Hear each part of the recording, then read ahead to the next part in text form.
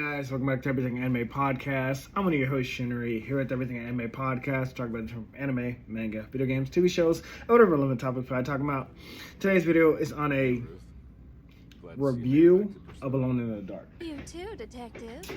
Make sure I wanted this game. It's no Mardi Gras. I did. It ain't bad. It was giving me Murdered Soul Suspect. It was giving me, just that mystery haunted mansion. It was giving like interesting. I'm sure she.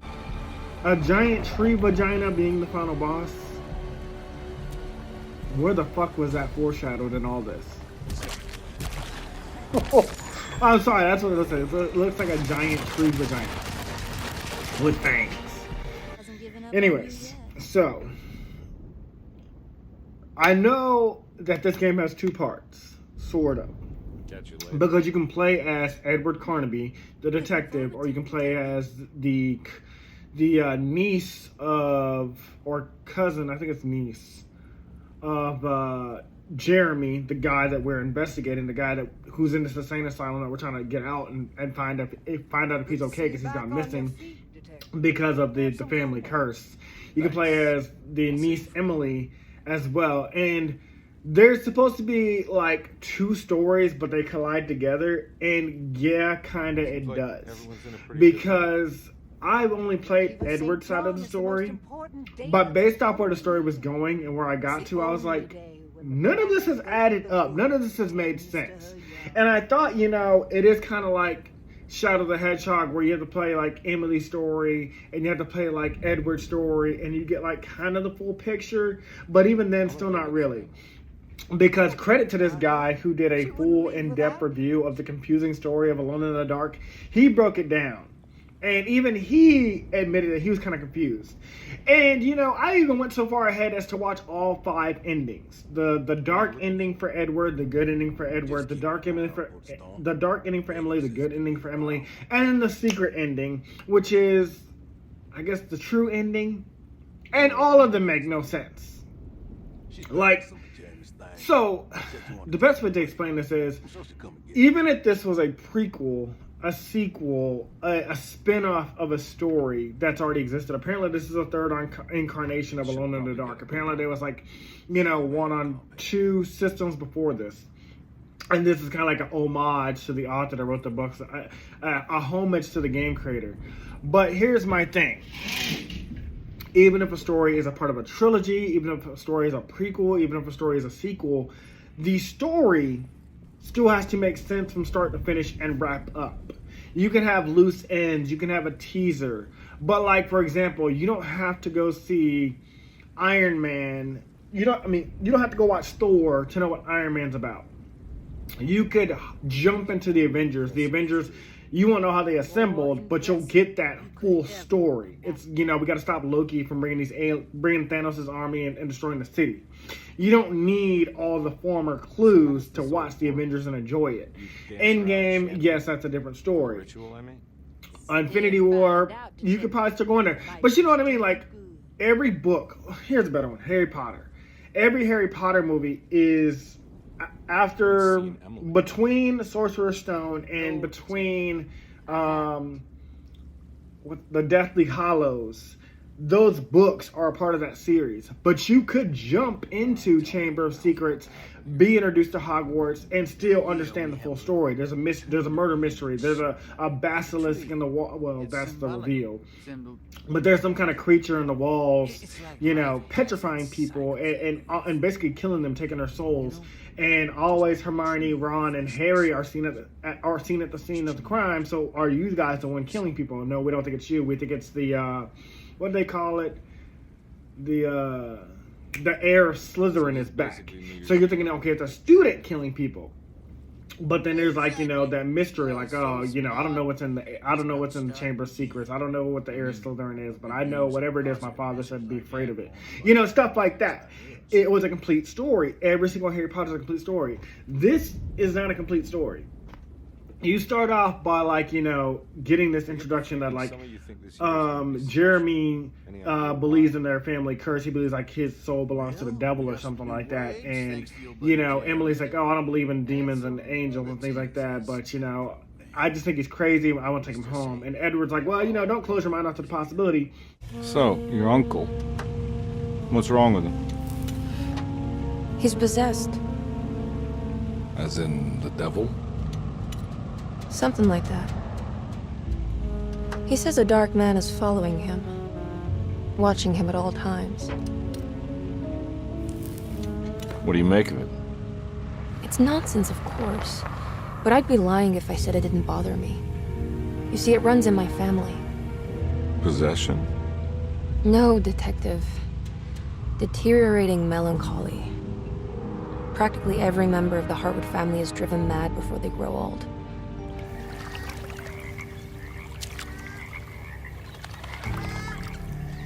But Jeremy didn't kill himself. Is that why he's at your setup? Despite being convinced that he is truly possessed, he decided to put his last chips on Dr. Gray and his psychoanalysis, figuring he might stumble upon some cure.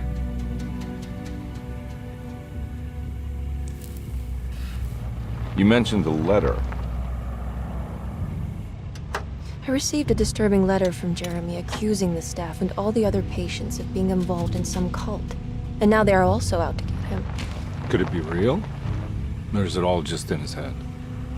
It's a story he tells himself, Mr. Carnby. Anything to avoid the truth. Which is? That we're all terribly insignificant.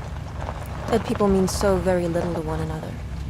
That there is no one out to get Jeremy Hartwood because he isn't worth getting. And I mentioned this in my first impressions, but like they will go to these portals and see these creatures and shit like that. Which, spoiler alert, let's get to the end about that. Well, before we get there, but we're gonna jump into that right immediately. Well, now I can mention this now. Spoiler alert: the monsters are real. They are not just imagining this shit in their head like the game's trying to make you think. No, these things are fucking real.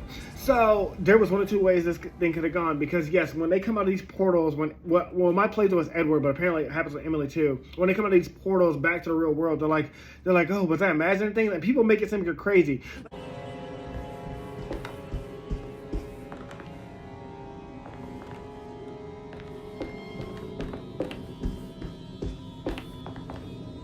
Good to see you again, Miss Hartwood.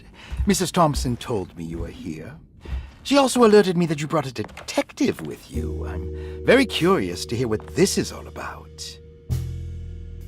You don't remember me, do you, Miss Hartwood? We met at your family's house in the Garden District, when your uncle was about to be admitted under my care. No, I remember. Sorry. I'm not really feeling well. Oh, well, in that case, have a seat. Let me make you a drink. Like at one point, Edward is looking at this goddamn portal into a closet. And he's even asking her, you don't see this portal? And she's like, what the fuck are you talking about? I don't see no portal. You okay? You look a little frazzled. Just stupid telephone. I know. I tried calling the police earlier. The telephone is completely dead. It's not... Yeah, no, the telephone isn't working.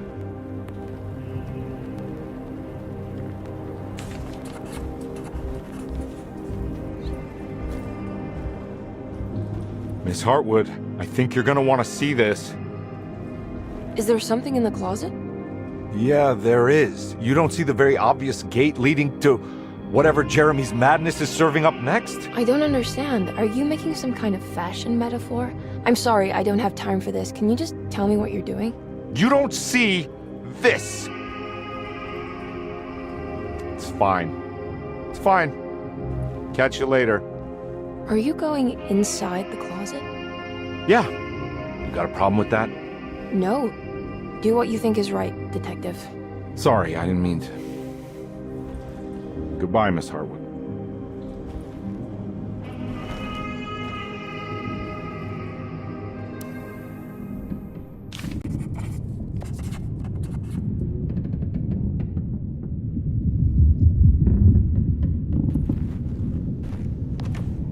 I was like, girl, the obvious portal, once he walks through, he's gonna disappear and you're not gonna see him again. That portal.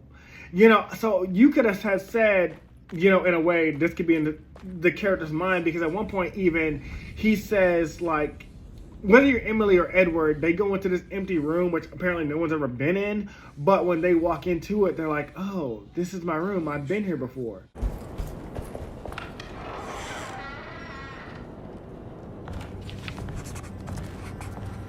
This is my room.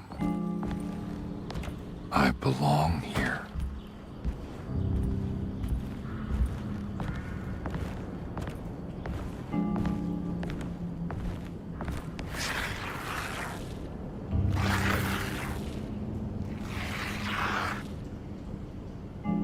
I know that number. Where's that from? I did this. I wrote that.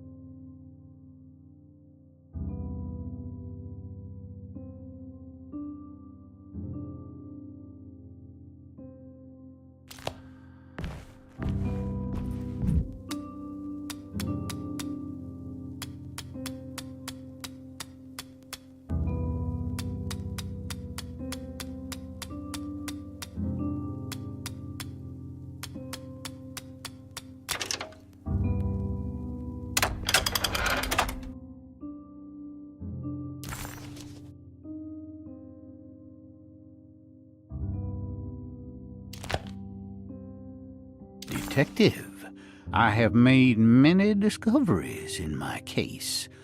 The child we want is safe, thanks to good people like... How long have I been here? What the fuck are you talking? I thought like it was an ultimate twist, like the detective she hired might be like, you know, like a Shutter Island twist, where like he was a detective, but like at the end of the movie of Shutter Island, you find out like Leonardo DiCaprio is just a patient, but they let him play this scenario out, so because they like that helps him cope. I thought we were doing like a Shutter Island, like, you know, twist, like, oh, the detective is one of the asylum patients, and like Emily might be like a doctor that works there, and Jeremy might be like perfectly fine. So all these illusions and monsters we're seeing, that's all in our mind. No, apparently the monsters are fucking real because we fought a giant tree vagina in the end. I was just like, who the fuck wrote this game, man? I cannot understand the logic here. So yeah, and then my biggest gripe outside of like all this being real, like, you're supposed to find these clues that are help you solve this mystery. So again, I thought this was leading up to like, we're a part of the asylum, we're going crazy, or maybe these monsters are real and we're gonna prove it. Scooby-Doo, the monsters are real. Yes, they are. But it wasn't done in a satisfying way. Like, nothing in this game leads up to make you think we're gonna fight a giant tree monster. Nothing in this game leads up to make you think, who is this? The Shadow Man. Oh, he thought he was on the cover for some reason. Who is the Dark Shadow Prince? I mean, they started like throwing like Egyptian, Greek mythology and Egyptian mythology at you, and you're like, okay, I think I'm following. And then it doesn't even add up to like this giant tree thing and the goat without horns. It was a confusing mess. And so I finished Edward's story, and I was like, this doesn't make me want to continue with Emily's story, because like I said, I watched the guy's review and their stories play the same. It's just the only difference is like there's more like emotional connection to certain characters with Emily versus Edward, because they don't know Edward at all. I don't know, man. This is a very short review, but basically, like, this game, you're not going to understand the story. You watch this YouTuber's video, it's not going to make any sense. Combat is not fun because first of all, the combat mechanics suck. There's no auto lock. You have to aim, which will be fine, but some of these enemies are sponges, and then on top of that, like, you know, after your bullets run out, I don't auto like reload. You have to manually load it in, which would also be fine if you could run while loading. But no, the moment you start loading and you start running, it undoes his loading thing. So then you have to find a place to stop and reload again. But again, these tree monsters are coming towards you. These fucking plant monsters are coming towards you. So you might take a lot of damage before you have time to even like reload your gun. And again, they're sponges, so it's kind of fucking stupid to even like stop them. It's better to just run past them. There's no experience gain. There's no unlockables. There might be like some kind of achievement that you can get on like, you know, PSN or whatever you're playing this on. But I mean, who gives a shit? Because I mean, it'd be one thing if they were like Resident Evil zombies, were like they're in the way. And you know, they're not sponges unless they're bosses, but no, these things are sponges. Even headshots don't just take them out automatically. So it's like, fighting them is pointless because there's no experience, there's nothing to get out of them. I'm just wasting resources. So just keep running, and really only the boss, which is, there's only one boss, and that's a tree vagina. That's really, I mean, well, there's one other boss, which also made no sense. Like this random guy that got frozen in the snow and went crazy. Every chapter feels like a disconnect from the previous chapter. It's all about, like they say, like to submit to the dark man or submit to the tree person or whatever the tree god we're praising. You have to like go through like these 3 cycles of giving things up, like accepting your trauma, facing it, and something else like that. But none of it made sense in this game, even for an asylum. And in the end, when you find out, like, you know, everybody else is in on it, like everybody in the insane asylum is in on it. They're all like this crazy ass cult, and they're like, yeah, we love whatever the fucking tree monster is. Everyone knows what to do? Y'all know the new words. Mrs. Thompson, we talked about this. I'm not sure everyone is comfortable. Doctor, I insist. This is important. We've waited for so long, Doctor. Let's just go with the old song. Not every change is an improvement. Boss, good or bad, you need to move forward. All in, Doc. Let's bet it all. But we don't know what we're dealing with. It'll be okay, Doctor. Better even.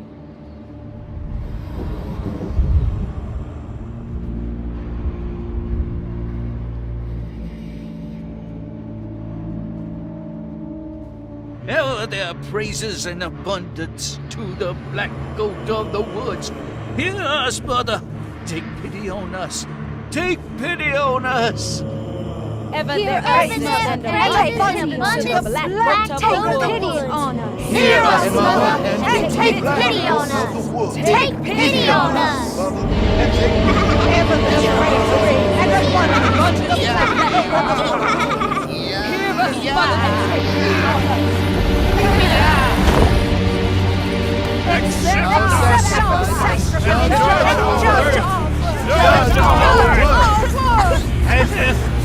Stop!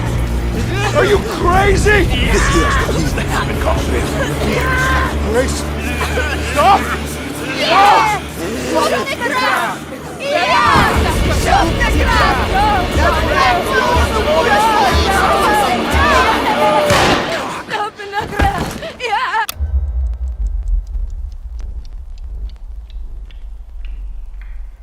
Detective, get my uncle out of here. Jeremy, come with me! Get over here! Jeremy, come with me! Jeremy, come here! No! There has to be another one!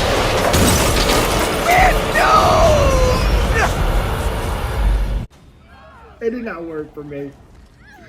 If I wrote this game, I would have done one of 2 things. I would have either made it all in Edward's head, make him a patient, do the Shutter Island twist, where Emily and Dr. Gray have been working together. Jeremy is actually fine, he's not crazy, there's no Haywood curse.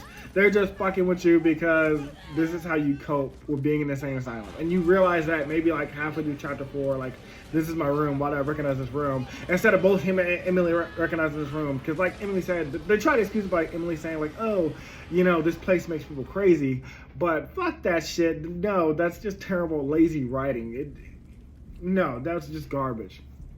Second thing you want to do, if you are going to go for this cult-like shit, make it make sense. Have the Dark Man be the villain, not some giant tree. And if you're gonna have it be a giant tree, I don't know. Just fix your battle mechanics too. You should be able to load and run at the same time, or the enemies have to be slower like zombies. They cannot run at you. You have to give me more space than a closed-in boxed area with a giant tree monster at that.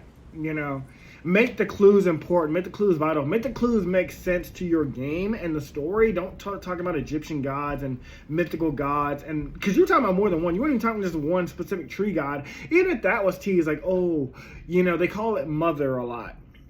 And we're the children, whatever. But, like, then they start talking about the Dark Man. Who the fuck's the Dark Man? Why are we going to this Egyptian castle and finding a contract with the Dark Man? Why is there not a contract to this tree thing? You know, I don't know. And then don't have Emily and Edward have almost the exact same story. Like, you know, here when Dark Story for Sonic Adventure 2 Battle was, like, the dark side was doing their own thing, but they ran into Sonic sometimes, so we fought them, and they'd cross over to our stories a little bit. And Hero side, we're doing heroic things. We battle the dark enemies, and we battle them sometimes. And then the last story combined our stories together. Hey, this is the real villain. Let's team up together. That should have been Emily and Edward. They basically do the same shit. You go to the same rooms, you find the same clues. And some clues are specific to Emily, some clues are specific to Edward, it says in the game. But again, nothing in the story at all makes sense. Like, even the interactions with the people, like, none of it felt connected. It just felt like a jumbled ass mess. And again, I'm telling you, check out the confusing lore of Alone in the Dark by this guy, because he clears it up better than this game clears up its own story. And he, like, did his own research outside the game and inside the game. But yeah, if I had to give you a review of this, I say 2 thumbs down. Just skip it. If it's free on PSN, play it. Play it if you're bored, but do not invest time into this game. This is not worth your time. It's not worth $60 like I paid for. And I was actually excited for this game. Again, I played Murder Soul Suspect. I had played there's other games like this. You know, I played the Medium on PS5. That was more interesting than this. The twist in there made more sense. Ghostwire Tokyo. This is garbage. Skip. That's all I gotta say. Anyway, see you guys in the next video. Talk to you later. Bye.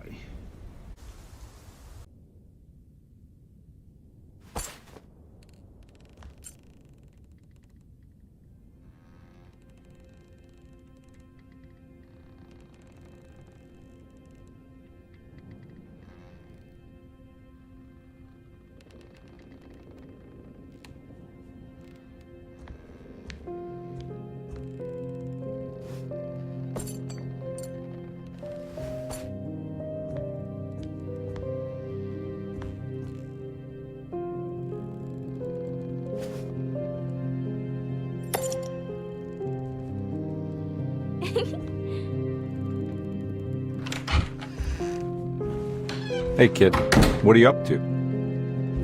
Nothing much. Yeah? Anything I'm gonna have to pay for? You're bored, aren't you? Yeah, I can tell. You wanna see if we can tear your mother away from the play? Can you believe they're still going? It's been hours. You forgot this. Well, I just didn't want you to think we had abandoned you in there. Can we go home? Yes, please. Can we? What? You guys didn't like the play? It was all right. A little difficult to follow. Oh, I agree. Let's just say there were moments where it left me alone in the dark. Oh, God. That's the name of the play. Whoa, what do you know? Did you like it, sweetie? There should have been a hedge maze. A hedge maze? Uh-huh. And pirates. That would have been fun. Well, maybe next time. Hey guys, this video was sponsored by me, the author of the Shinry series, the Chronicles of Wayne, and Monsterverse. So I figured I'd do this outro a little bit different by showing you guys what you guys will be checking out. So, the Shinry series starts with Book 1, Shobu Samurai Project Aryoku. 10 years after the death of his parents, Shobu Samurai returns home, seeking vengeance, but instead faces a choice to save his home from shadow creatures, blood beasts, and an organization once thought dead. Shinry's Shobu Samurai starts at $9.99, And if you love anime, manga, Naruto, One Piece, Bleach, Yu Yu Hakusho, Fairy Tail, Shaman King, Rave Master, Zatch Bell, anything like that, the Shinry series is definitely the series for you. You'll definitely want to check it out.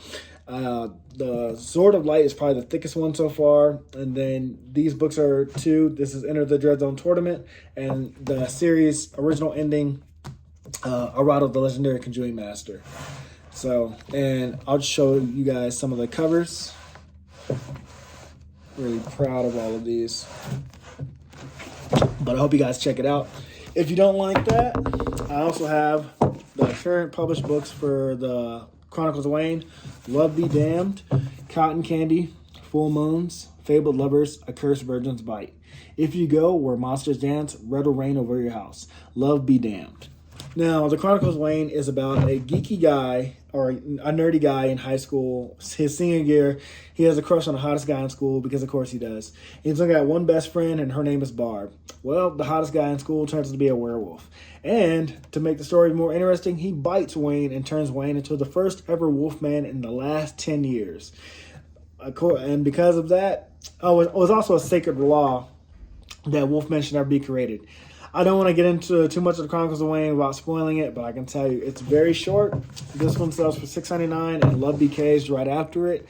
The ending of this trilogy, Love Be Liberated, comes out in October. So I'm going to definitely do a more full in-depth review of this one. But yeah, it's an LGBT fantasy fiction story about werewolves, vampires, white witches, a dark warlock, and, well, many, many more surprises to come. So if you guys like to read, I definitely recommend. These are all the books so far in the Shinry series, except for Shinry's Beginning. I do have that one, but it's just not here with me. But yeah, I appreciate a like, support, or just a review on Amazon. Either way, thank you guys for watching. I hope you guys have a great day.